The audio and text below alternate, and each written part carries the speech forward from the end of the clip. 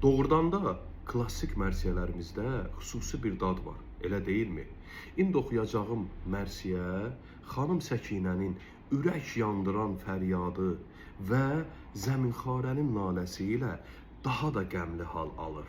Buyurub dinləyə bilərsiniz. Sözlərini də açıqlama qismində qeyd edirəm. Bu xarabədə yetişdi Çü Səkinə canəmmə, olu göz yaşım bu qəmdən, üzümə rəvanəmmə, üzümə rəvanəmmə,